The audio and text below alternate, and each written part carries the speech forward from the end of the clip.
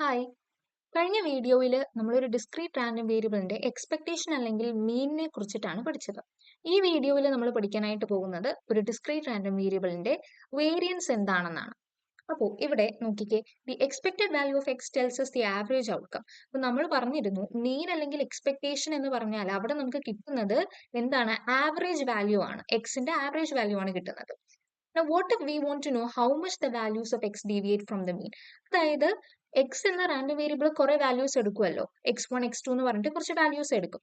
അപ്പോൾ ആ എക്സിന്റെ ഓരോ വാല്യൂസും നമ്മുടെ മീനിൽ നിന്നും എത്രമാത്രം ഡീവിയേറ്റ് ചെയ്യുന്നു എന്ന് കണ്ടുപിടിക്കണമെങ്കിൽ എന്താണ് ചെയ്യുക? അവിടെയാണ് നമ്മൾ വേരിയൻസ് എന്ന ഐഡിയ കൊണ്ടുവരുന്നത്. സോ നമുക്ക് ഡെഫിനിഷൻ നോക്കാം. Let X have P M F P of X and expected value expectation E of X. Okay, അപ്പൊ നമുക്ക് എക്സ് എന്ന റാൻഡം വേരിയബിൾ ഉണ്ട്, അത് എടുക്കുന്ന പ്രോബബിലിറ്റി മാസ് ഫംഗ്ഷനെയാണ് സ്മോൾ പി ഓഫ് എക്സ് എന്ന് എഴുതിയിരിക്കുന്നത്. അതുപോലെ നമ്മുടെ മീൻ അല്ലെങ്കിൽ എക്സ്പെക്ടേഷനെ ക്യാപിറ്റൽ ഇ ഓഫ് എക്സ് എന്നും വിളിച്ചിട്ടുണ്ട്. Then the variance of X denoted by, അപ്പൊ നമ്മുടെ വേരിയൻസിനെ ഡിനോട്ട് ചെയ്യുന്നത് ക്യാപിറ്റൽ വി ഓഫ് എക്സ് അല്ലെങ്കിൽ സിഗ്മ എക്സ് സ്ക്വയർ എന്നും അല്ലെങ്കിൽ വെറുതെ സിഗ്മ സ്ക്വയർ എന്നും നമ്മൾ ഡിനോട്ട് ചെയ്യാറുണ്ട്.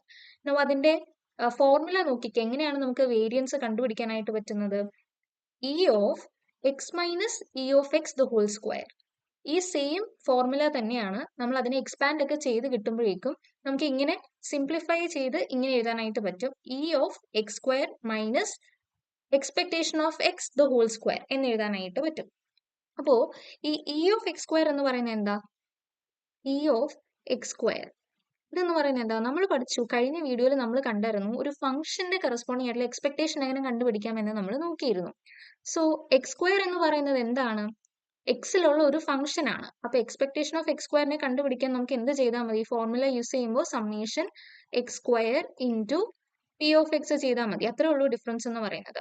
സോ വേരിയൻസ് ഓഫ് എക്സ് എന്ന് പറയുന്നത് ഒരു ഡിസ്ക്രീറ്റ് റാൻഡം വേരിയബിളിന് കറസ്പോണ്ടിങ് ആയിട്ടുള്ള വേരിയൻസ് നമുക്ക് കണ്ടുപിടിക്കാനായിട്ട് പ്രോബ്ലംസിൽ നമുക്ക് ഏറ്റവും എളുപ്പം യൂസ് ചെയ്യാനായിട്ട് പറ്റുന്ന ഫോർമുല എന്ന് പറയുന്നത് expectation of X square minus expectation of X the whole square. ഇതാണ് നമ്മുടെ വേരിയൻസ് എന്ന് പറയുന്നത്. ഓക്കെ, ഈ ഫോർമുല നമ്മൾ പഠിച്ചു വെക്കുക. ഇനി വേരിയൻസ് നമുക്ക് തന്നിട്ടുണ്ടെങ്കിൽ അവിടെ നിന്നും സ്റ്റാൻഡേർഡ് ഡീവിയേഷൻ എങ്ങനെയാണ് കണ്ടുപിടിക്കുന്നത് നോക്കിയേ. സ്റ്റാൻഡേർഡ് ഡീവിയേഷൻ എന്ന് പറയുമ്പോൾ വേരിയൻസ് കണ്ടുപിടിച്ചതിന് ശേഷം അതിന്റെ സ്ക്വയർ റൂട്ട് എടുത്താൽ നമുക്ക് കിട്ടുന്നതാണ് നമ്മുടെ സ്റ്റാൻഡേർഡ് ഡീവിയേഷൻ എന്ന് പറയുന്നത്. സോ നമ്മുടെ അടുത്ത് സ്റ്റാൻഡേർഡ് ഡീവിയേഷൻ ആണ് ചോദിക്കുന്നതെങ്കിൽ ആദ്യം നമ്മൾ വേരിയൻസ് കണ്ടുപിടിക്കുക, അതിനുശേഷം വേരിയൻസിന്റെ സ്ക്വയർ റൂട്ട് എടുക്കുക. അപ്പോഴാണ് നമുക്ക് സ്റ്റാൻഡേർഡ് ഡീവിയേഷൻ കിട്ടുന്നത്. ഓക്കെ, ഇനി ഇ ഓഫ് എക്സ് എന്താണെന്ന് ഇവിടെ പറഞ്ഞിട്ടുണ്ട്. ഇ ഓഫ് എക്സ് എന്ന് പറയുന്നത് എന്താണ്? മീൻ ആണ്, അതായത് നമ്മുടെ എക്സ്പെക്ടേഷൻ ആണ്. അതിന്റെ ഫോർമുലയൊക്കെ നമ്മൾ പഠിച്ചിട്ടുണ്ടായിരുന്നു. ഓക്കെ, അപ്പൊ നമുക്ക് ക്വസ്റ്റ്യനിൽ വേരിയൻസ് കണ്ടുപിടിക്കാൻ ചോദിച്ചു കഴിഞ്ഞാൽ ഈ ഫോർമുല അപ്ലൈ ചെയ്യണമെങ്കിൽ അവിടെ എന്ത് വേണം? നമുക്ക് ഇ ഓഫ് എക്സ് അല്ലെങ്കിൽ നമ്മുടെ മീൻ അല്ലെങ്കിൽ എക്സ്പെക്ടേഷൻ നമ്മൾ ആദ്യം കണ്ടുപിടിച്ച് വെക്കുക. അതിനുശേഷം ഇ ഓഫ് എക്സ് സ്ക്വയറും കണ്ടുപിടിക്കുക. എങ്കിൽ മാത്രമേ നമുക്ക് വേരിയൻസ് കണ്ടുപിടിക്കാനായിട്ട് പറ്റുള്ളൂ. വേരിയൻസ് ഉണ്ടെങ്കിലേ നമുക്ക് എന്ത് കണ്ടുപിടിക്കാൻ പറ്റത്തുള്ളൂ? സ്റ്റാൻഡേർഡ് ഡീവിയേഷൻ കണ്ടുപിടിക്കാനായിട്ട് പറ്റുള്ളൂ. ഇനി നമുക്കൊരു ക്വസ്റ്റ്യൻ നോക്കാം. A discrete random variable x has the following probability distribution. അതായത് നമുക്ക് തന്നിരിക്കുന്നത് എന്താണ്? ഒരു പ്രോബബിലിറ്റി ഡിസ്ട്രിബ്യൂഷൻ ആണ് തന്നിരിക്കുന്നത്.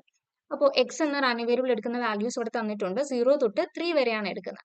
അതുപോലെ പ്രോബബിലിറ്റി ഓരോ വാല്യൂസിലും എടുക്കുന്ന പ്രോബബിലിറ്റിയും തന്നിട്ടുണ്ട്. എക്സാക്ട്ലി സീറോയിൽ എടുക്കുന്ന പ്രോബബിലിറ്റി ആണ് 0.1 എന്ന് പറയുന്നത്. അങ്ങനെ 1നും 2നും 3ക്കും കറസ്പോണ്ടിങ് ആയിട്ടുള്ള പ്രോബബിലിറ്റീസ് നമുക്ക് ടാബുലർ ഫോമിൽ തന്നിട്ടുണ്ട്. അങ്ങനെയാണെങ്കിൽ നമ്മളോട് ചോദിച്ചിരിക്കുന്ന ഫസ്റ്റ് ക്വസ്റ്റ്യൻ എന്താണ്? മീൻ അല്ലെങ്കിൽ എക്സ്പെക്ടഡ് വാല്യൂ. അതായത് നമുക്ക് വേണ്ടുന്നത് എന്താണ്? എക്സ്പെക്ടേഷൻ ആണ് വേണ്ടുന്നത്. അപ്പോൾ ഇവിടെ എന്താ ചെയ്തിരിക്കുന്നത് നോക്കിയേ. നമ്മൾ പഠിച്ചിരുന്നു എങ്ങനെയാണ് എക്സ്പെക്ടേഷൻ കണ്ടുപിടിക്കുന്നത്. Expectation of X is equal to summation x i into P of x i ആണ്. അപ്പോ ഇവിടെ നോക്കിക്കേ, ഫസ്റ്റ് നമ്മുടെ എക്സിന്റെ വാല്യൂ എന്ന് പറയുന്നത് 0 ആണ്. X is equal to x എടുക്കുന്ന വാല്യൂസ് ഏതൊക്കെയാണ്? 0, 1, 2 ആൻഡ് 3. നമുക്ക് ടേബിളിൽ നിന്നാണ് കിട്ടിയത്. നമുക്ക് വേണ്ടുന്നത് എന്താണ്? Expectation of X. Expectation of X എന്ന് പറയുന്നതിന്റെ ഫോർമുല എന്താണ്? Summation x i into P of x i ആണ്. ഇവിടെ ഐ എന്ന് പറയുന്നത് എത്ര വാല്യൂസ് എടുക്കുന്നുണ്ട്? 1, 2, 3, 4. So summation i from 1 to 4 ആണ് വരിക. So this is equal to നമ്മൾ എങ്ങനെ എഴുതുന്നത്? x1 P of x1 plus x2 P of x2 plus etcetera. ഇങ്ങനെ എവിടെ വരെ വരും? Last x4 into P of x4 വരെ നമുക്ക് കിട്ടും. സോ ഇവിടെ നോക്കിക്കേ, x1 എന്ന് പറയുന്നത് എന്താണ്? എക്സ് എടുക്കുന്ന ഫസ്റ്റ് വാല്യൂ ആയ 0 ആണ്. 0 ഇൻറ്റു 0ക്ക് കറസ്പോണ്ടിങ് ആയിട്ടുള്ള പ്രോബബിലിറ്റി നമ്മുടെ ടേബിളിൽ നിന്ന് നമുക്ക് എന്താണ്? 0.1 ആണ്. അതിവിടെ എഴുതി. പ്ലസ് x2 എന്ന് പറയുന്നത് x എടുക്കുന്ന രണ്ടാമത്തെ വാല്യൂ 1 ആണ്. 1 ഇൻറ്റു അതിന്റെ കറസ്പോണ്ടിങ് പ്രോബബിലിറ്റി ആയ 0.2 പ്ലസ് അടുത്തത് 2 ഇൻറ്റു 2ന്റെ പ്രോബബിലിറ്റി ആയ 0.4 പ്ലസ് ഏറ്റവും ലാസ്റ്റ് വാല്യൂ എന്ന് പറയുന്നത് 3 ഇൻറ്റു അതിന്റെ പ്രോബബിലിറ്റി ആയ 0.3. സോ ഇത്രയും നമുക്ക് ചെയ്യുമ്പോൾ ഏത് ആൻസർ കിട്ടും? മീൻ എന്ന് പറയുന്നത് നമുക്ക് 1.9 എന്ന ആൻസർ കിട്ടും. ഓക്കെ, സോ അങ്ങനെയാണ് നമുക്ക് എക്സ്പെക്ടേഷൻ കണ്ടുപിടിക്കാനായിട്ട് പറ്റുന്നത്. അടുത്തത് നമ്മളോട് ചോദിച്ചിരിക്കുന്ന ക്വസ്റ്റൻ എന്താണ്? Variance of x. അപ്പൊ നമുക്ക് കണ്ടുപിടിക്കുന്നത് വേരിയൻസ് ആണ്. വേരിയൻസിന്റെ ഫോർമുല നമുക്കറിയാം, expectation of X square minus expectation of X the whole square ആണ് വേരിയൻസിന്റെ ഫോർമുല എന്ന് പറയുന്നത്. അപ്പോൾ വേരിയൻസ് കണ്ടുപിടിക്കണമെങ്കിൽ നമുക്ക് ആദ്യം എക്സ്പെക്ടേഷൻ ഓഫ് എക്സ് സ്ക്വയർ വേണം. ഈ എക്സ്പെക്ടേഷൻ ഓഫ് എക്സ്, അതായത് ഇതെന്താണ്? നമ്മുടെ മീൻ ആണ്. മീൻ നമുക്ക് കിട്ടി ഓൾറെഡി ഫസ്റ്റ് പാർട്ടിൽ നിന്ന് നമുക്ക് മീനിന്റെ വാല്യൂ കിട്ടി. നമുക്ക് ഇനി എന്തുകൂടെ കണ്ടുപിടിച്ചാൽ മതി? എക്സ്പെക്ടേഷൻ ഓഫ് എക്സ് സ്ക്വയറും കൂടെ കണ്ടുപിടിച്ചാൽ മതി. Expectation of X square is equal to നമ്മുടെ ഫംഗ്ഷന്റെ എക്സ്പെക്ടേഷൻ ഫോർമുലയാണ് ഇവിടെ യൂസ് ചെയ്യുന്നത്. Summation X square into P of X എന്ന് കിട്ടും. സോ എക്സ് എടുക്കുന്ന വാല്യൂസ് എന്ന് പറയുന്നത് 0, 1, 2, 3. അപ്പോൾ ഇവിടെ എങ്ങനെയാണ് എക്സ്പെക്ടേഷൻ ഓഫ് എക്സ് സ്ക്വയർ നമ്മൾ കണ്ടുപിടിക്കുന്നത്? ആദ്യത്തെ നമ്മുടെ വാല്യൂ എന്ന് പറയുന്നത് 0 ആണ്.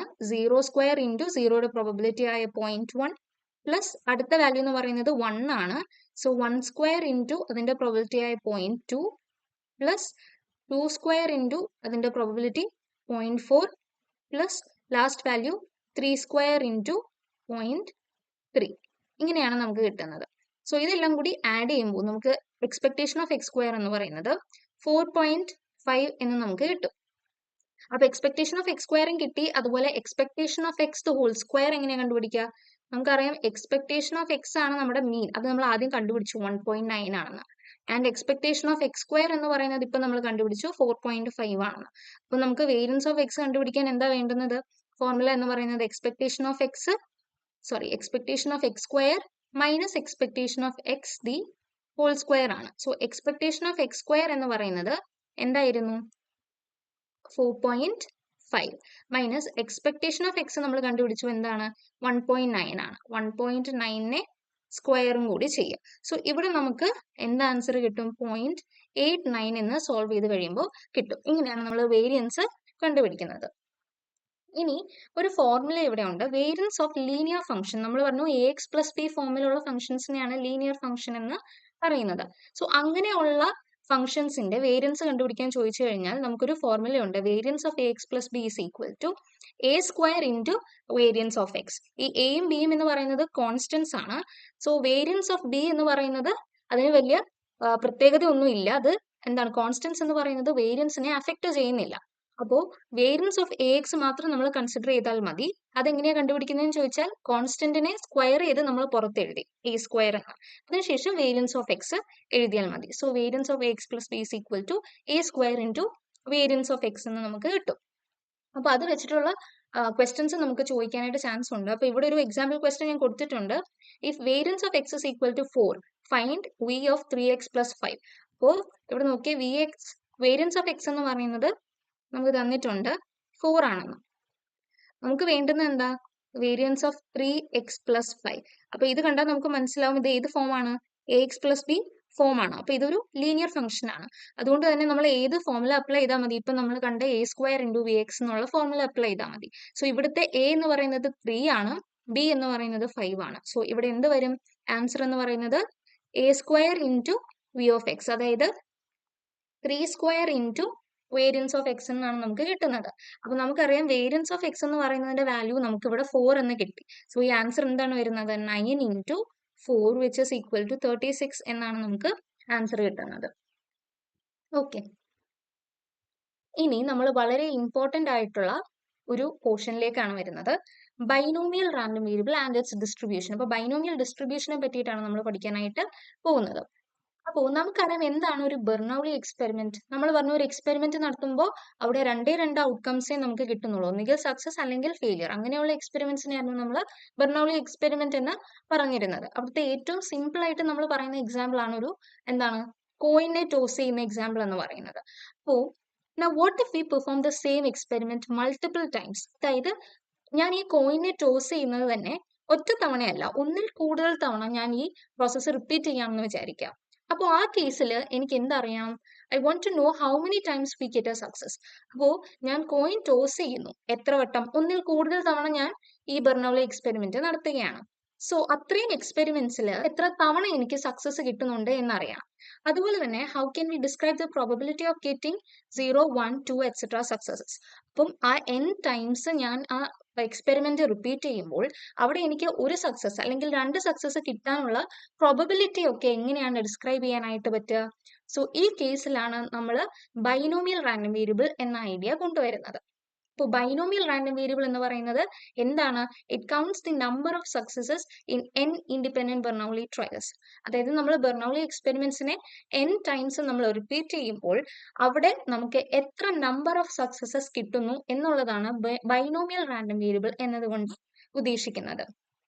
അപ്പോൾ ഇവിടെ ഒരു നോട്ടായിട്ട് എഴുതിയിട്ടുണ്ട്, binomial experiment is a bunch of Bernoulli trials done independently. അതായത് ബെർണൗലി ട്രയൽസിനെ ഒരു കൂട്ടമായിട്ട് ഞാൻ ചെയ്യുമ്പോൾ അതിനെയാണ് ഞാൻ ബൈനോമിയൽ എക്സ്പെരിമെന്റ് എന്നതുകൊണ്ട് ഉദ്ദേശിക്കുന്നത്. ഇനി ഒരു ക്വസ്റ്റ്യൻ നമുക്ക് തരുമ്പോൾ ആ ക്വസ്റ്റ്യനിൽ തന്നിരിക്കുന്ന എക്സ്പെരിമെന്റ് ബൈനോമിയൽ എക്സ്പെരിമെന്റ് ആണോ എന്ന് അറിയാനായിട്ട് നമുക്ക് കുറച്ച് കണ്ടീഷൻസ് ഉണ്ട്. സോ അത് പഠിച്ചു വെച്ചോളുക. ആദ്യത്തെ കണ്ടീഷൻ എന്ന് പറയുന്നത്, നമുക്ക് എക്സ്പെരിമെന്റ് നടത്തുമ്പോൾ അതിൽ കൃത്യമായിട്ട് എത്ര തവണ നമ്മൾ എക്സ്പെരിമെന്റ് റിപ്പീറ്റ് ചെയ്യുന്നു എന്ന് പറഞ്ഞിട്ടുണ്ടാവും. ഫിക്സ്ഡ് നമ്പർ ഓഫ് ട്രയൽസ് ആയിരിക്കും. ക്വസ്റ്റ്യനിൽ n എന്നതിന്റെ വാല്യൂ തന്നിട്ടുണ്ടാവും. അതുപോലെ സെക്കൻഡ് കണ്ടീഷൻ എന്ന് പറയുന്നത് only 2 possible outcomes per trial. അതായത് ആ എക്സ്പെരിമെന്റിൽ രണ്ട് ഔട്ട്കംസേ ഉള്ളൂ, ഒന്നുകിൽ സക്സസ് അല്ലെങ്കിൽ ഫെയിലിയർ മാത്രമേ നടക്കാനായിട്ട് ചാൻസ് ഉള്ളൂ ഓരോ ട്രയലിലും. ഇനി തേർഡ് കണ്ടീഷൻ എന്ന് പറയുന്നത് same probability of success each time. അതായത് നമുക്ക് കോയിൻ ടോസ് ചെയ്യുന്നത് വെച്ചിട്ട് പറയാം. ആ എക്സാമ്പിൾ എടുക്കുവാണെങ്കിൽ ആദ്യത്തെ തവണ ഞാൻ കോയിൻ ടോസ് ചെയ്യുമ്പോൾ എനിക്ക് പ്രോബബിലിറ്റി ഓഫ് സക്സസ് എന്ന് പറയുന്നത് എന്താണ്? 1/2 ആണ് അല്ലേ? അതുപോലെ തന്നെ ഞാൻ രണ്ടാമത്തെ തവണ ഈ എക്സ്പെരിമെന്റ് റിപ്പീറ്റ് ചെയ്താലും, അതായത് കോയിനെ വീണ്ടും ഞാൻ ടോസ് ചെയ്താലും അവിടെയും എന്റെ probability of getting A head അല്ലെങ്കിൽ സക്സസ് എന്ന് പറയുന്നത് എന്ത് തന്നെയാണ്? 1/2 തന്നെയാണ്. സോ എത്ര തവണ നമ്മൾ റിപ്പീറ്റ് ചെയ്താലും, എക്സ്പെരിമെന്റ് റിപ്പീറ്റ് ചെയ്താലും ഓരോ തവണയും നമ്മുടെ പ്രോബബിലിറ്റി ഓഫ് സക്സസ് എന്ന് പറയുന്നത് സെയിം ആയിരിക്കണം. അതാണ് നമ്മുടെ തേർഡ് കണ്ടീഷൻ. അതുപോലെ ഫോർത്ത് കണ്ടീഷൻ നോക്കിയേ, ട്രയൽസ് ആർ ഇൻഡിപെൻഡന്റ്. അതായത് ഒരു ട്രയൽ എന്ന് പറയുന്നത് മറ്റൊരു ട്രയലിനെ അഫക്റ്റ് ചെയ്യുന്നില്ല. ഇത്ര എവിടെ ഉദ്ദേശിക്കുന്നുള്ളൂ. ഇങ്ങനെ 4 കണ്ടീഷൻസ് നമ്മൾ ചെക്ക് ചെയ്യുമ്പോഴാണ് നമുക്ക് ആ എക്സ്പെരിമെന്റ് ബൈനോമിയൽ ആണോ എന്ന് അറിയാനായിട്ട് പറ്റുന്നത്. ഇനി how to identify a binomial distribution question. അപ്പൊ നമുക്ക്, ഞാൻ പറഞ്ഞു, എക്സാമിന് ഒരു ക്വസ്റ്റ്യൻ തരുമ്പോൾ അവിടെ ബൈനോമിയൽ ഡിസ്ട്രിബ്യൂഷൻ ആണോ അപ്ലൈ ചെയ്യേണ്ടതെന്ന് എങ്ങനെയാണ് മനസ്സിലാവുക? If all the above conditions R satisfied, use binomial distribution. ഇപ്പൊ നമ്മൾ 4 കണ്ടീഷൻസ് പഠിച്ചില്ലേ? അപ്പൊ തന്നിരിക്കുന്ന ക്വസ്റ്റ്യനിൽ ആ എക്സ്പെരിമെന്റ് ഒന്ന് നോക്കുക, അത് 4 കണ്ടീഷൻസും സാറ്റിസ്ഫൈ ചെയ്യുന്നുണ്ടെങ്കിൽ നമുക്ക് മനസ്സിലാക്കാം അവിടെ ബൈനോമിയൽ ഡിസ്ട്രിബ്യൂഷൻ ആണ് യൂസ് ചെയ്യേണ്ടതെന്ന്. അപ്പോൾ നമുക്കൊരു എക്സാമ്പിൾ നോക്കാം. Flipping A coin 3 times. ഇപ്പോൾ ഒരു കോയിനെ ഞാൻ 3 തവണ ഫ്ലിപ്പ് ചെയ്യുകയാണ് അല്ലെങ്കിൽ ടോസ് ചെയ്യുകയാണ്. ആ എക്സാമ്പിൾ ആണ് ഞാൻ കൺസിഡർ ചെയ്യുന്നത്. അപ്പോൾ ഇത് നമുക്ക് ബൈനോമിയൽ എക്സ്പെരിമെന്റ് ആണോ എന്നൊന്ന് ചെക്ക് ചെയ്ത് നോക്കാം. ഫസ്റ്റ് കണ്ടീഷൻ എന്ന് പറയുന്നത് എന്തായിരുന്നു? ഫിക്സ്ഡ് നമ്പർ ഓഫ് ട്രയൽസ് ആയിരിക്കണം. അപ്പൊ ഇവിടെ കൃത്യമായിട്ട് പറയുന്നുണ്ട് കോയിനെ നമ്മൾ എത്ര തവണയാണ് ടോസ് ചെയ്യുന്നത്? 3 ടൈംസ്. സോ ഇവിടുത്തെ നമ്പർ ഓഫ് ട്രയൽസ് ഇസ് 3. അത് ഫിക്സ്ഡ് ആണ്. സോ ഫസ്റ്റ് കണ്ടീഷൻ സാറ്റിസ്ഫൈ ചെയ്യുന്നുണ്ട്. അതുപോലെ സെക്കൻഡ് കണ്ടീഷൻ എന്തായിരുന്നു? Each flip results in 2 outcomes. അതായത് കോയിനെ നമ്മൾ 3 വട്ടമാണ് ടോസ് ചെയ്യുന്നത്, പക്ഷെ ഓരോ വട്ടം ടോസ് ചെയ്യുമ്പോഴും നമുക്ക് കിട്ടാനുള്ള ഔട്ട്കംസ് എന്ന് പറയുന്നത് എന്ത് മാത്രമേ ഉള്ളൂ? ഒന്നുകിൽ ഹെഡ് അല്ലെങ്കിൽ ടെയിൽ മാത്രമേ കിട്ടത്തുള്ളൂ. സോ ആ കണ്ടീഷനും സാറ്റിസ്ഫൈ ചെയ്യുന്നുണ്ട്. അതുപോലെ തേർഡ് കണ്ടീഷൻ എന്ന് പറയുന്നത് probability of success is equal to 0.5 for each trial. അതായത് ഓരോ തവണ നമ്മൾ കോയിൻ ടോസ് ചെയ്യുമ്പോഴും നമുക്ക് ഹെഡ് അല്ലെങ്കിൽ സക്സസ് കിട്ടാനുള്ള പ്രോബബിലിറ്റി എന്ന് പറയുന്നത് 0.5 അല്ലെങ്കിൽ 1/2 ആണ്. അത് ചേഞ്ച് ചെയ്യുന്നില്ല ട്രയൽ അനുസരിച്ചിട്ട്. അതുപോലെ ഫോർത്ത് കണ്ടീഷൻ എന്ന് പറയുന്നത് ട്രയൽസ് ആർ ഇൻഡിപെൻഡന്റ്. അതായത് ഓരോ ട്രയലും മറ്റൊന്നിനെ ഡിപ്പെൻഡ് ചെയ്യുന്നില്ല. സോ ഈ 4 കണ്ടീഷൻസും എന്ത് സാറ്റിസ്ഫൈ ചെയ്യുന്നുണ്ട്? നമ്മളിപ്പോൾ എടുത്ത ഈ എക്സാമ്പിൾ സാറ്റിസ്ഫൈ ചെയ്യുന്നുണ്ട്. സോ അതിൽ നിന്നും നമുക്ക് എന്ത് മനസ്സിലാക്കാം? ഫ്ലിപ്പിംഗ് എ കോയിൻ 3 ടൈംസ് എന്ന് പറയുന്നത് ഒരു ബൈനോമിയൽ എക്സ്പെരിമെന്റ് ആണ്. ഓക്കെ, അപ്പൊ നമുക്ക് അടുത്ത ക്ലാസ്സിൽ ഇതിനെക്കുറിച്ച് ഡീറ്റെയിൽ ആയിട്ട് പഠിക്കാം. ഇത് റിലേറ്റഡ് ഉള്ള പ്രോബ്ലംസും ചെയ്യാം. ഈ വീഡിയോ നമ്മളിവിടെ വൈൻഡപ്പ് ചെയ്യാണ്. Thank you.